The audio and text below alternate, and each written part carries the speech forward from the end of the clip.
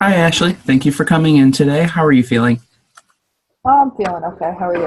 Okay, I'm doing very well. Thank you for asking. Um, I know this is our second meeting together. Last time you came in because of a referral for doing drugs, and you let me know that it was just smoking marijuana, nothing in your mind that was super serious. Um, but fill me in because we didn't talk too much last time about it, but how exactly did you come to end up being in my office after smoking marijuana?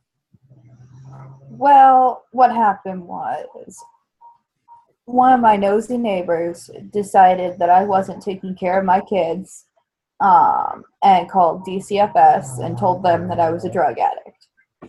So DCFS came out and they asked me if I was doing drugs and I said no. Hmm. And then they had me take a drug test and they were like, well, you tested positive for marijuana. And I was like, yeah, I smoke pot, but I'm not doing drugs. Right. So it seems like they really cracked down and swung the hammer at you because of just a little bit of pot. Exactly. And like, I mean, I'm not neglecting my kids from by smoking pot. Like they're not around when I'm doing it. I'm not doing it in front of them. I just like to smoke a little pot every now and then. Sure. So, I mean, it seems like you're doing this thing recreationally and just obviously you're taking the safe approach to it. You're not including the kids when the activity's happening. And someone just decided to come in and kind of disrupt your life with that.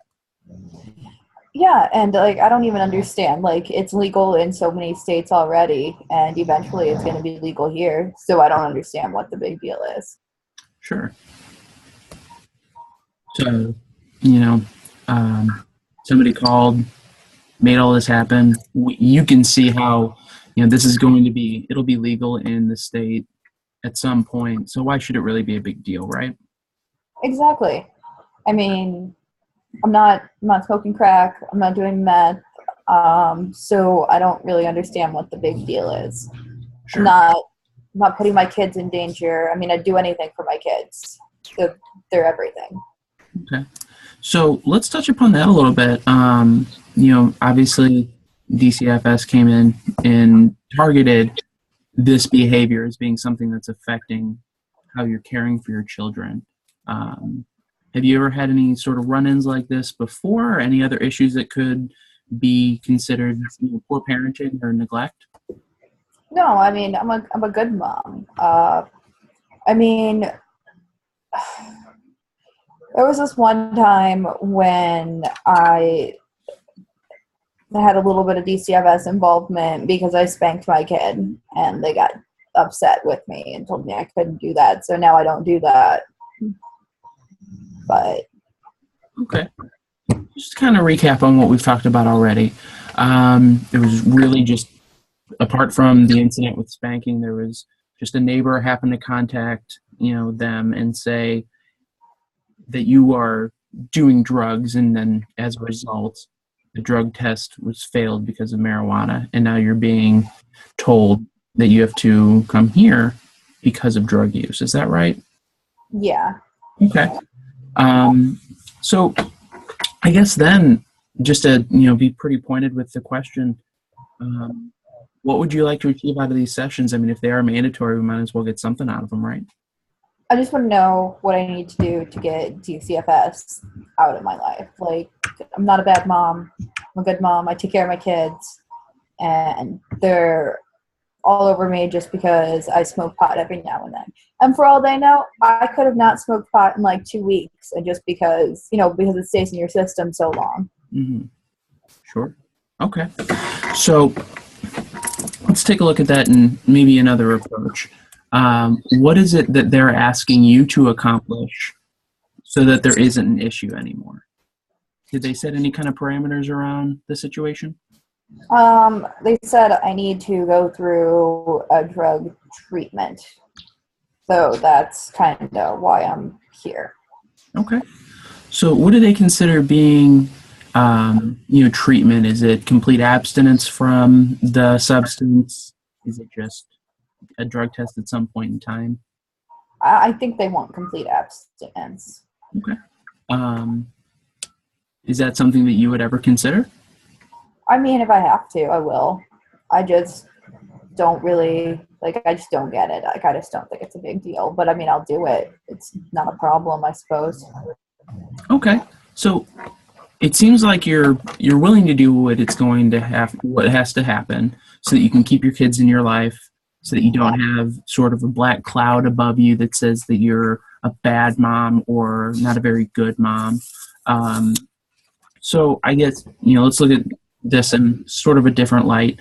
On a scale from 1 to 10, 10 being, let's do it, let's make a change right now.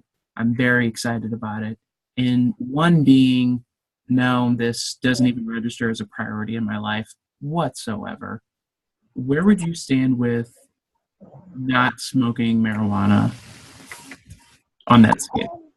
Probably like a 7. Okay, 7's pretty motivated. Could you tell me why it would be a 7 and not maybe a 5 or a 4? I mean, I know I have to do it Mm-hmm. because, like, the state's not getting my kids. Like, they're my kids. I'm going to raise them. I'm doing a good job at it. But I'm not really excited about it. Like, I like to smoke pot. It's a great stress reliever. Mm-hmm. So, So it seems like to me that your children are the most important factor here, and making sure that you're available for them and they're not taken out of custody is really what you want to make sure is paramount. yeah. Okay. What would it take to get us at a 10 on that scale for you to be very excited and very motivated about making the change? That's a good question. I don't know. I guess I'd have to not like smoking pot. Okay. What about Or, like, I mean, the only downside I see to it is, of course, DCFS. Other than that, I really don't think there's any negative consequences. Okay, then I guess let's explore the benefits of smoking pot. What is it about smoking? Do you really enjoy it? What are the highlights? Why do you do it? Um, like I said, it's a really great way to relieve stress. It helps me relax at the end of the day.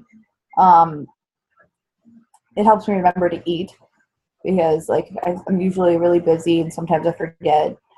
And if I smoke a little pot, then I get hungry, so then I eat. And I don't know, it helps me sleep better at night. Okay. So it seems to me that most of the benefits that you see out of smoking really aren't necessarily benefits only from smoking. It seems like other things could play a factor to get you to the same goal. It seems like you're almost using marijuana as a solution to other problems that might exist. Do you think that could be the case? Like what? For instance, you mentioned that you're using marijuana to cope with stress and as a stress relief. What is it that's causing stress in your life? And I have 3 kids. They're young. They're stressful. I love them, but they're a handful. Sure. So it definitely seems like high energy children. They're probably looking to be around you quite a bit. They're at that age where they're exploring everything in the house. Uh, Mm-hmm.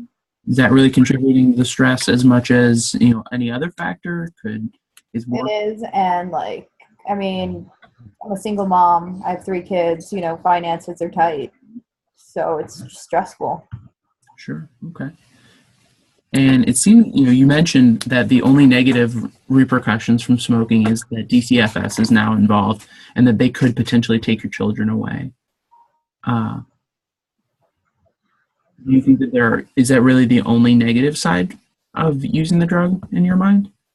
Oh, I mean, I guess it's expensive, and Mhm. that doesn't really help with the finances. Sure. And I mean, sometimes if I smoke, I don't want to play. It's like my kids get really like excited, and they're like, "Let's do this," and it's so much work Right. sometimes. No, I definitely understand. I mean, you've got three kids, you're working, you're by yourself taking care of them most of the time. So, yeah, sometimes just that stress relief would really be great. Um, but would you think that that in and of itself is making the other problems worse and maybe putting a strain on your relationship with your children? Um, I mean, they don't know that I'm doing it, so I don't think so. But I mean, I guess it could be. Okay, so they're not really at the age where they can identify what that is, and that maybe mommy is just a little different later on in the evening. Does that sound about right? Yeah. Okay. Has anybody else in your life mentioned it though? My mom. Could you tell me more about how your mom feels about the situation or what she said to you? Well, she gets on my back because she is, super conservative and doesn't really support the legalization of marijuana anyway. So, and she's like, well, it's not legal now, so you cannot do it. And if you continue to do it, like you're going to lose your kids and you're going to, it's not helping you with your finances. And what happens if, the cops come to your house and then it's there and then you get arrested? And I'm like, Mom, there's no reason for the cops to come to my house. Like, it's going to be okay. So she's just like worst case scenario all the time. Okay. So it sounds like, she's supportive of you being a good mom, and otherwise, really this is the number one issue for her. And she's concerned that eventually you could lose your children if you continue the behavior. Is that right? Yeah. Okay. Has anybody else in your life mentioned anything about the, use of marijuana and what it might be doing? Um, Not really, but I don't really have that many other people in my life. Like it's usually like I go to work, I come home, I take care of my kids, and my mom watches my mom at work, and so we have family dinners with her every now and then. But other than that, it's really just us. Okay. Has anybody at work made any mention about the drug use?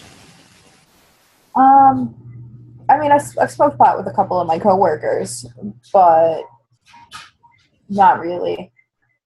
They Okay. do it, I do it. So, I mean, the boss doesn't know, but What do you think might be different if your boss did find out that you were using marijuana recreationally? I'd probably lose my job. Okay.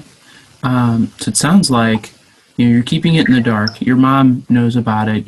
But really, apart from her and now DCFS having been alerted to it, it almost seems like you're trying to keep it pretty wrapped up and tight, apart from a pretty close knit group of people that know that you're using. Oh, well, yeah, I mean, it's not something that I want to broadcast all over. I mean, I know it's looked down upon, so I just don't want, everybody to, oh, she's a pothead, so she must be a bad person, that kind of thing. Sure, sure. So that secretism or that anonymity in what you're doing and keeping it to yourself because there's a social stigma, that seems pretty important to you. Yeah, it is. I just don't want everybody up on my business. Okay. Um, why do you think people would end up being? I mean, if people found out, people in your life that don't already know, what kind of difference would there be if you were using and they were aware of it? I think they judge me, and I just don't want it. Like, I don't know. Like, I don't think it's any of their business, so I don't want to give them a reason to judge me. Okay. I can understand that. You want to, keep your affairs to yourself and not allow their input to matter to you. Mhm. Okay. So what about for those people who are aware?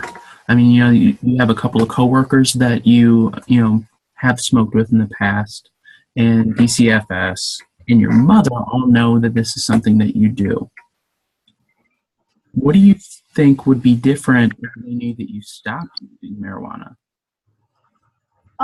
Well, I mean, my mom would be happier, and DCFS would get off my back, and I probably have more energy to play with my kids, but I'd need to, find a new way to relieve stress. Okay. It seems like really, those relationships with anybody who is aware of your, your marijuana use, it seems like all those relationships would move to a positive. Yeah, definitely would improve 90% of the conversations I have with my mother. Hmm. Because most of our conversations are you still smoking pot? Yeah, ma. And, and then she starts lecturing and telling me all the negatives to it and how it's going to kill me sooner and all that stuff. Okay. So, I mean, it wouldn't fix our complete relationship because, she's still my mom and we still argue because, well, that's how parents are. Right. Okay. So what you've been telling me, you know that this is a problem because others have mentioned that it is. And you think that eventually, or you'd be willing to stop smoking completely if it improves some of those relationships that exist in your life. Most importantly, though, DCFS to make sure that your children still remain in your custody. Mm-hmm. Okay.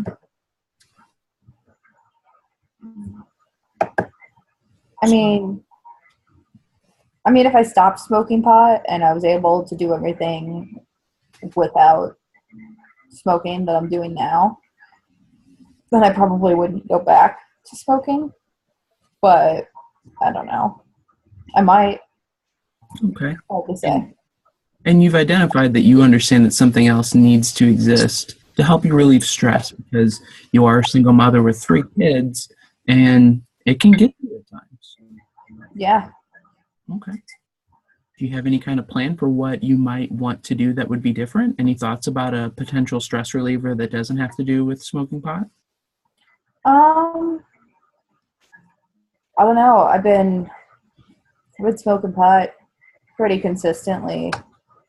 I stopped when I was pregnant because my kids don't need that. Like, that's not good. Like, you shouldn't do drugs when you're pregnant. But other than that, I've probably been smoking on and off for like 5 years now. Okay. So you were aware of potential complications that could happen while when smoking while pregnant. Yeah. Okay. Are you aware of potential complications that could happen even outside of pregnancy? No. Okay. I do know a little bit about those kinds of effects. Would you like to discuss them? Sure. Okay. So as much as, yes, the research does point to smoking marijuana being healthier than, say, smoking cigarettes or other kinds of substances like that. And obviously we see as a social stigma smoking marijuana being less impactful than, say, smoking much harder substances. But it does still impair your judgment. Being around kids, I wouldn't use the word that that's concerning, but you've obviously made mention that you don't smoke around your children. And it tells me that you do care about their safety. That is number one to you, and that you don't want this to be an issue with your kids. So apart from impairing your judgment, it can also lead to that kind of apathy that you've mentioned where you don't really have the energy to be around your kids. And it seems like you've identified that before I even said it to you, which shows me that you are willing to make a change because of those potential side effects. So knowing that and knowing how you're kind of looking at the bigger picture in your relationships and how they could be affected and potential custody issues, how competent do you feel on the same scale from 1 to 10 that you'd be able to start making a change? Probably an 8 or a 9. I've stopped before and it wasn't an issue. Okay. So it seems like, historically, you've mentioned that you feel comfortable knowing that there's a goal in place. And before it was, my children, you were carrying them at the time you were pregnant. You wanted to make sure that they were born, healthy and that there weren't any kinds of complications. So now you seem to have made another goal, and that's that you want to maintain that custody of your children. So do you think that that's the largest contributing factor for why that's an 8 or a 9? Because that's very motivated and feeling very confident about your ability. Yeah. I mean, like I said, I'll do anything for my kids. That's excellent. What, if anything, do you plan on doing to start that momentum and that movement towards a change? Well, I mean, I'm not going to buy anymore. And I'll probably get rid of all of my, bowls and such. And then I'll just, I don't know, maybe find a TV show or, play with my kids or go for a walk, take them all for a walk or like go to the park or, do something just to keep me busy so I'm not thinking about it. Okay. So it seems like you're doing, you want to implement a lot of different behaviors that are going to lead towards what you perceive as, the end result and the goal. Mm. If you had to, when do you have to set a timetable for when each of those would start? And, you can be very honest. I mean, buying marijuana could be something that you could start right now. But as far as those other behaviors, the not purchasing any more of the substance and discarding your existing paraphernalia and then spending more time with your kids, when do you think you'd like to start doing those things? Well, I mean, I kind of have to start now. Mm-hmm. Because I don't want, to give DCFS any reason to be more involved any longer than they need to be in my life. Okay. So, I mean, I don't have any more pot at home. And, I still have my bowls and stuff, but it's mainly because I'm not really sure what I want to do with them. Like, I'm not sure if I want to throw them away or give them to someone else. Mm-hmm. And I mean, last night, my kids and I went to the park, which was nice because I could just like keep an eye on them, and they got tons of energy out. And I slept like babies. It was great. That's excellent. So you already noticed a difference in not having it in and around the house for the last several days. And it seems like you had a really enjoyable time with your children when you were able to, have the energy and went out and did something.